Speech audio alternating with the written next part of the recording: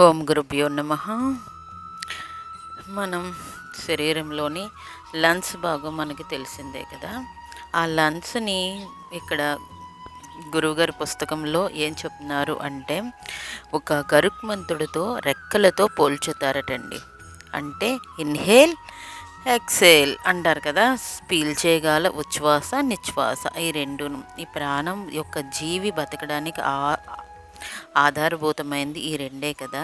ఆ రెండు ఆ యొక్క జీవి యొక్క పుట్టడం కానీ గిట్టడం కానీ ఈ శ్వాస గమనం మీదే కదా ఆధారపడి ఉంటుంది అని ఈ గరుత్మంతుడితో ఎందుకు పోల్చారంటే, గరుత్మంతుడి మీద వాహనం మీదే కదా నారాయణుడు ఉంటాడు అని అంటే మనలోనున్న ప్రాణశక్తి ఆ కుండలిని శక్తితో ఎప్పుడు జాగృతమవుతుందో అప్పుడు ఈ యొక్క మూలాధార చక్రం నుంచి అది సహస్రం వరకు వెళ్ళి, ఆ సహస్రంలో ఉన్నది ఈ యొక్క సూది బెడ్జింగ్ గంట చిన్నదైన రంధ్రం ఉంటుంది. ఆ ప్రాణశక్తి మీదకెళ్ళి ఆ ఎప్పుడు ధ్యాన స్థితిలో సమాధి స్థితిలో బాగా వెళ్తామో అప్పుడు మీద నుంచి యొక్క సృష్టిలోంచి వచ్చి ఒక తేనె చుక్క లాంటి ఒక తేనె చుక్క వస్తుందట. అది ఆజ్ఞాచక్రం నుంచి వచ్చి విశుద్ధ చక్రం అంటే పరమేశ్వరుడు ఉండే గొంతు దగ్గర అది విశుద్ధ చక్రం దగ్గరికి వస్తుందన్నమాట. అవి వచ్చిన తర్వాత ఆ తేనె చుక్క అక్కడి నుంచి హృదయ స్థానంలో ఉన్న నారాయణుడు దగ్గరికి వెళ్తుంది అంటారు.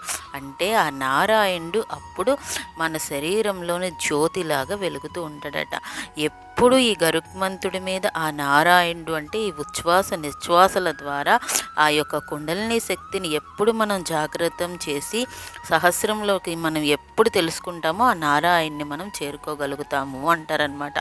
దీన్నే ఏం చేస్తారంటే ఒక క్రమ పద్ధతిలో చెప్పబడింది అంటారు. అంటే వేదమంత్రాలన్నీ చదివినప్పుడు ఒక ఆర్డర్లో చదివినప్పుడు సువర్ణమాల అక్షరాలుగా దాన్ని చెప్తారనమాట.